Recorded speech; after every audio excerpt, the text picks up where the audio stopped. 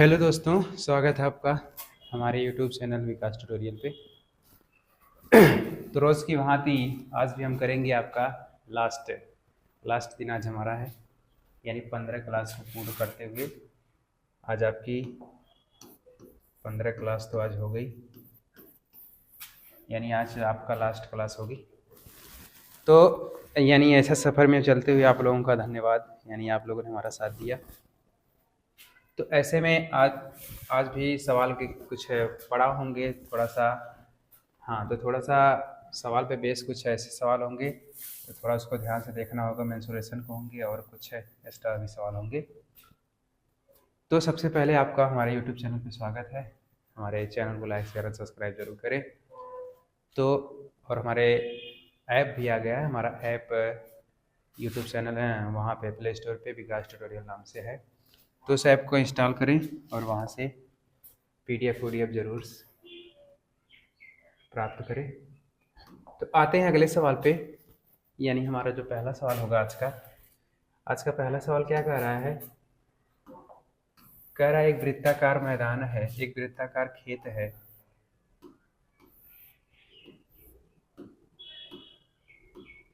एक वृत्ताकार खेत है, क्षेत्रफल दे दिया है कितना?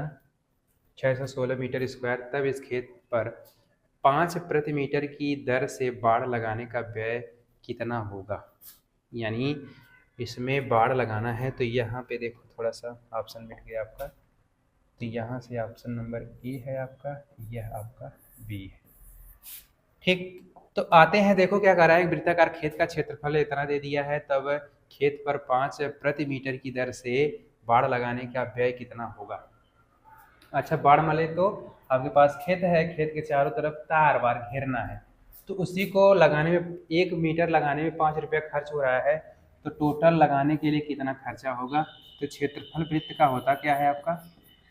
वृत्त का क्षेत्रफल बराबर पाई आर स्क्वायर होता है, बराबर दे दिया है कितना, यानी इसी के बराबर आपका है 616 बराबर पाई का मान आप जानते हो 22/7 होता है। आर का मान आपको ज्ञात करना है। तो जब आर का मान चाहिए तो आप क्या लगाओगे उसके, यानी कोई सर्कुलर एरिया है, इसके चारों तरफ ही बाड़ लगाओगे ना, इस तरह से। जब इसके चारों तरफ बाड़ लगाओगे तो कितना होगा, यानी परिधि पर ही लगाओगे। तो जब वृत्त की परिधि निकाल दोगे और उसमें 5 से अगर गुणा कर दोगे तो वह क्या होगा, टोटल खर्चा निकल के आ जाएगा। तो यहाँ से आपको पहले आर का मान चाहिए, तो गुणा भाग करो भाई। 616 गुणे 7/22 होगा। तो 7 से का 11 दूनी 22 होगा। 11 से अगर काटते हो तो क्या होगा, 11 पचे 55 होगा, 11 छक्का 66 होगा। 2 से और काटोगे तो 2 दूनी 4 होगा, 2 अट्ठे 16 होगा।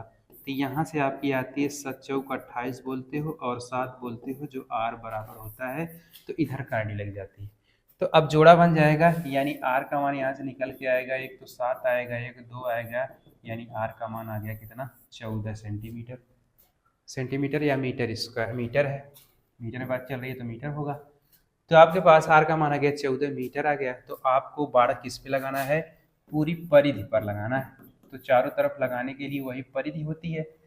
तो परिधि पर जब लगाओगे तो वृत्त की परिधि क्या होती है? परिधि, जब वृत्त की परिधि निकालते हो तो होता है क्या, 2 पाई आर होता है।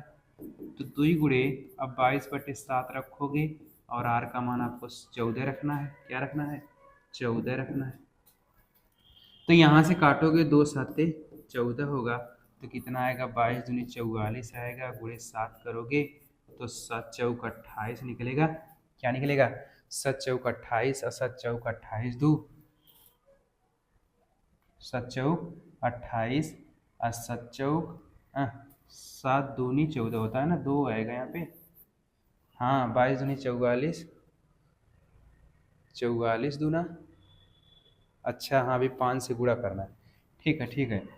तो कितना आएगा, 2 है तो 22, 22 चौक 88 निकल के आएगा, 22 चौक 88। अब 5 से आपको गुणा करना है तो 8 पचे 40 हो जाएगा, 8 पचे 40, 4 44, यानी इतना रुपया लगेगा जब आप वृत्त की परिधि पर क्या करते हो, बाड़ लगाते हो। तो कितना, 440, जो दिया गया ऑप्शन आपका बी सही होगा। क्या है? बी आपका राइट होगा। बात क्लियर हुई? यहाँ पे देखो थोड़ा समझने वाली बात क्या है कि बात यह है कि आपके पास क्षेत्रफल दे दिया, क्षेत्रफल कितना है, पाई आर स्क्वायर होता है, तो वहाँ से 616 आपका क्षेत्रफल निकल गया। तो आपके पास आर स्क्वायर का मान चाहिए, तो आर स्क्वायर को अगर आप आर का मान निकालोगे तो ये सब कड़ी हो जाएंगी। जब कड़ियाँ हो जाएंगी तो यहाँ से वृत्त की परिधि होती है 2 पाई आर, तो 2 पाई आर का मान निकालोगे तो आता है कितना? 85। तो टोटल खर्चा जब निकालोगे तो 5 से गुणा करना होगा, तो 5 से जब गुणा करोगे तो 440 रुपया खर्चा निकल के आ जाएगा। आते हैं नेक्स्ट सवाल पे। अगला सवाल उसी प्रकार से है का थोड़ा सा, हाँ उसी प्रकार से दिख रहा है, थोड़ा देखो भाई। कह रहा है कि 1.6 व्यास वाली एक वृत्ताकार मेज पर 30 रुपये प्रति मीटर की दर से पॉलिश कराने का लगभग व्यय कितना होगा?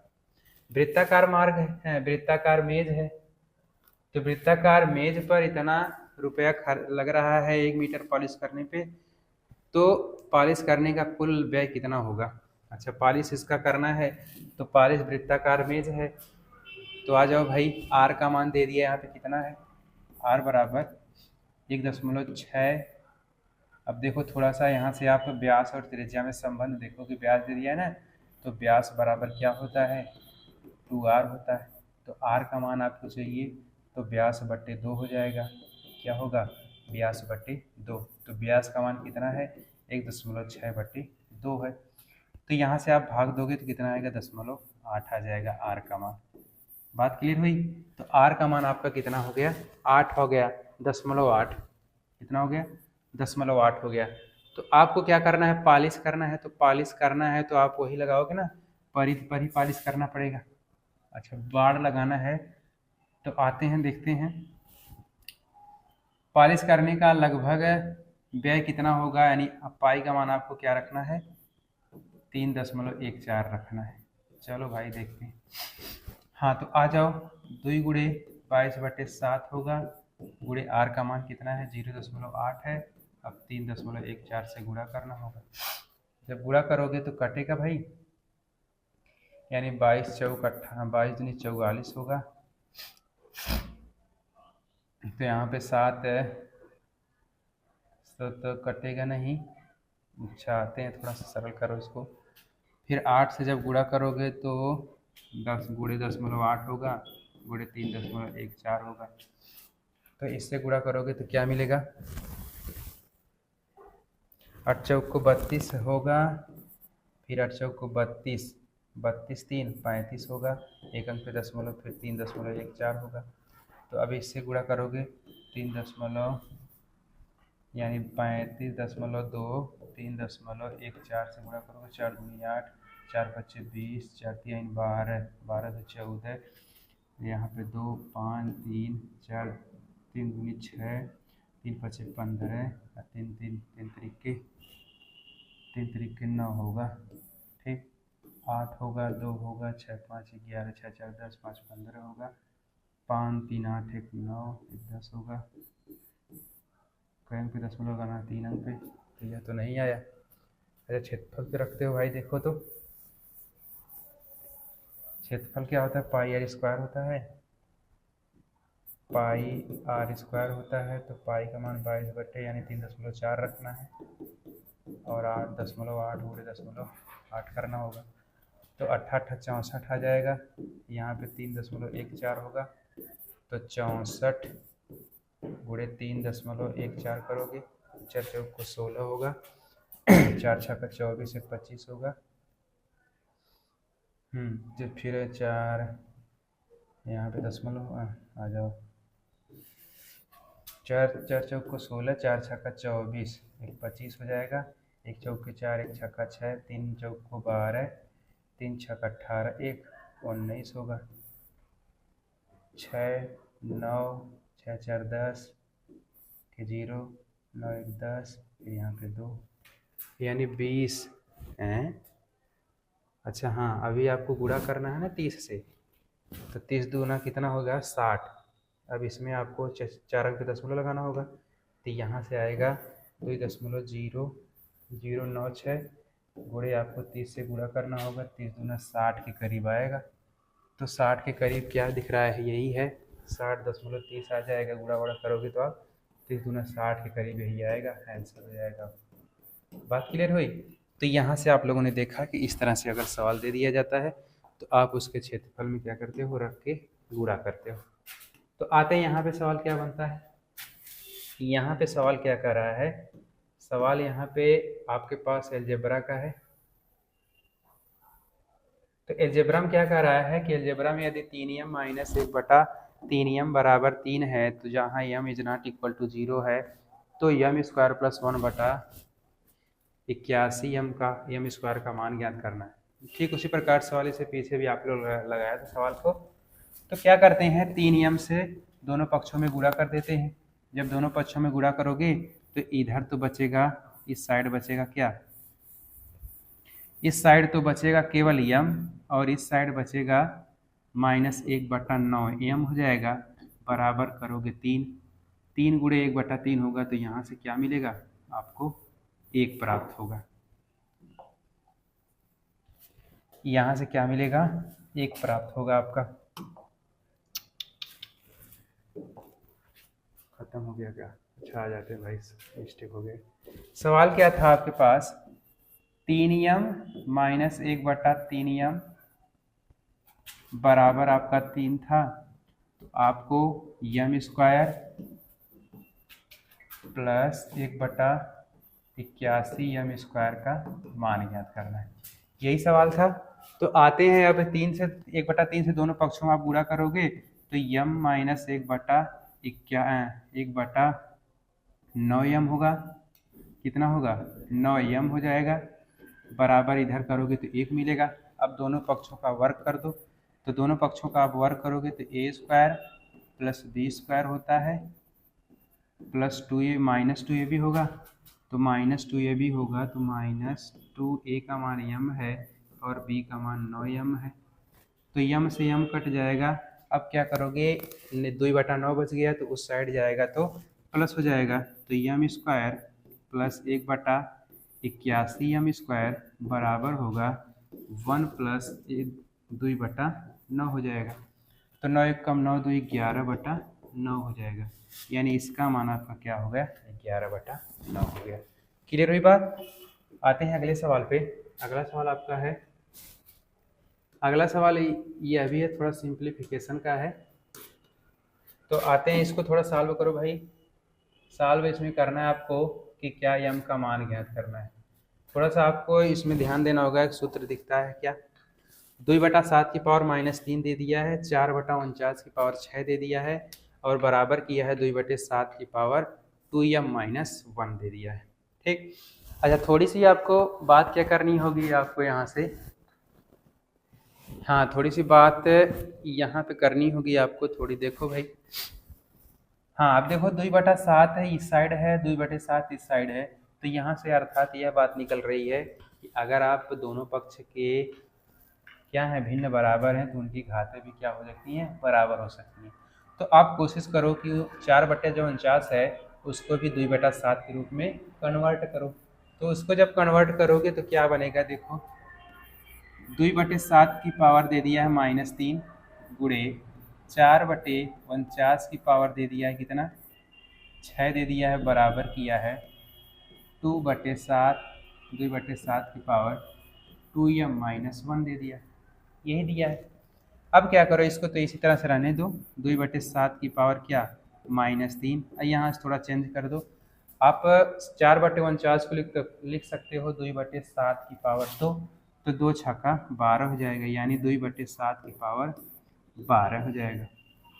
ठीक, यानी आपके पास 4/49 है तो इसको लिख सकते हो 2/7 की पावर 2, तो इसकी पावर दे दिया 6, तो पावर का पावर में क्या हो जाता है, गुणा हो जाता है, तो यही निकल के आया कितना 6 दूनी 12 हो जाएगा। तो जब 6 दूनी 12 हो जाएगा, इधर बचेगा 2/7 की पावर 2m-1 बचेगा। अब देखोगे आप, थोड़ी सी बात है कि आधार समान है तो घाते जुड़ जाती है। जब आधार आपका समान है तो घाते जोड़ दो, 2/7 की पावर क्या हो जाएगा, अब 12 में से 3 जाएगा तो 9 3 12 होता है, बराबर मिलेगा 2/7 की पावर 2m -1। अब देखो यहाँ पे भी क्या है, लेफ्ट हैंड साइड और राइट हैंड साइड का बेस बराबर है, तो घात भी क्या हो जाएंगी, बराबर हो जाएंगी। तो यहाँ से आप लिख सकते हो 2m-1 बराबर 9। तो 2m बराबर क्या होगा, 9 1 10 हो जाएगा, तो m बराबर क्या हो जाएगा, 5 हो जाएगा। बात क्लियर हुई। तो आपका ऑप्शन नंबर कौन सा हो जाएगा, ऑप्शन नंबर बी आपका सही हो जाएगा। ठीक ना। तो यहाँ पे बस करना क्या है आपको, आपको यहाँ पे दो सूत्र देखने को मिले, दो की तीन मैक्सिमम तीन सूत्र देखने को मिले। एक सूत्र यह देखने को मिला है कि क्या, यदि 1/b की पावर n है, होल पावर अगर m दे दिया है, तो क्या होता है, m की पावर n में गुणा हो जाती है। तो यही होता है m गुणे n। एक बात और दे दिया है क्या, एक बात और दे दिया है कि अगर आपके पास a गुणे b दिया है, तो इसके, हाँ थोड़ी सी देखो भाई, a की पावर n दिया गुणे b की पावर m दिया, तो यहाँ से एक फार्मूला बनता है क्या, ए बी, थोड़ी ध्यान देना, थोड़ा सा यहाँ पे a लेना होगा आपको, a लेना है। अगर आधार समान है तो घातें क्या हो जाती हैं, जुड़ जाती हैं, m प्लस n हो जाता है। ठीक उसी प्रकार से एक और सूत्र देखने को मिला। एक सूत्र क्या देखने को मिला, यदि a की पावर n है बराबर a की पावर m है, तो अगर बेस दोनों के बराबर हैं तो इनकी घातें भी आपस में क्या हो जाती हैं, बराबर हो जाती हैं। तो यही बात देखने को मिली, m बराबर क्या निकल गया, 5 निकल गया। आते हैं अगले सवाल पे। अगला सवाल क्या करा आपका, अगला सवाल यह है कि यदि 1 घंटे में, थोड़ा इसको बड़ा करते हैं, यदि मीता 1 घंटे में 16 किलोमीटर चलती है, यदि मीता 1 घंटे में 16 किलोमीटर चलती है, तो वह 210 मिनट में कितनी दूरी तय करेगी। अच्छा, तो देखो भाई, थोड़ी सी आपके पास दिमाग लगाना होगा। यहाँ से दिमाग क्या लगाना है कि यदि मीता 1 घंटे में 16 किलोमीटर चलती है, क्या चलती है, 1 घंटे में 16 किलोमीटर चलती है, ठीक। तो 1 घंटे में अगर आप 1 घंटे को मिनट में कन्वर्ट करना चाहोगे, तो 1 घंटे को जब मिनट में चेंज करोगे तो क्या मिलेगा, 1 घंटे को मिनट में, तो क्या हो जाएगा, बोलो भाई, 1 घंटे को मिनट में चेंज करोगे तो 60 मिनट हो जाएगा। यानी 60 मिनट में वो कितना चल रहा है, 16 किलोमीटर चल रहा है। तो 1 मिनट में क्या किलोमीटर चलेगा, 1 मिनट में क्या किलोमीटर चलेगा, तो 16/60 कर देना। अब कह रहा है कि 210 मिनट में कितना चलेगा, तो 210 मिनट में क्या कर देना, मल्टीप्लाई कर देना आप लोग। 210 मिनट में ये 16/60 गुणे 210। अब 0 से 0 कट जाएगा और काट दो, 3 7 21 होता है, 3 दूनी 6 होता है, 2 8 16 होता है, 8 7 56 किलोमीटर चलेगा। कितना चलेगा, 56 किलोमीटर वह चलेगा 210 मिनट में। बात क्लियर हुई। तो क्या हुआ कि एक मीता ने 1 घंटे में 16 किलोमीटर तय किया, तो 16 किलोमीटर जाने के बाद वह, हाँ 16 किलोमीटर तय किया और 210 मिनट में कितनी दूरी तय करेगी। तो आपको सबसे पहले क्या करना होगा, 16 मिनट में कितनी दूरी तय की, यानी कि 1 घंटा में 16 किलोमीटर, तो 1 घंटा में क्या मिनट होता है, 16 मिनट होता है। तो 16 मिनट को आप अगर, हाँ 60 मिनट होता है, तो 60 मिनट में 16 किलोमीटर चलती है, तो 1 मिनट में क्या चलती है, 16/60। तो 210 मिनट में कितनी चलेगी, 16/60 गुणे 210 से गुणा कर दोगे, काटा पीटी करोगे तो क्या मिलेगा, 8 गुणे 7 कर देते हो तो 8 7 56 मिल जाता है। बात क्लियर हुई। तो आपका यहाँ पे सवाल ख़त्म होता हुआ नज़र आया। तो बस यहाँ तक तो आज के लिए इतना ही। और हाँ 2-3 दिन और बचा है, कितना आज 12 हो गई, 12-13, कल समय मिलता है तो वीडियो ज़रूर बनाएंगे आप लोगों के लिए। तो मिलते हैं नेक्स्ट वीडियो। अब तो सफ़र हमारा ख़त्म हो गया, तो और हमारे यूट्यूब चैनल से जुड़ने के लिए धन्यवाद, और आगे भी वीडियो आपको मिलती रहेंगी। तो इसी प्रकार आप हमारे चैनल को लाइक शेयर एंड सब्सक्राइब ज़रूर करें। तो आज के लिए इतना ही, मिलते हैं नेक्स्ट वीडियो। तो धन्यवाद भाई, ठीक है।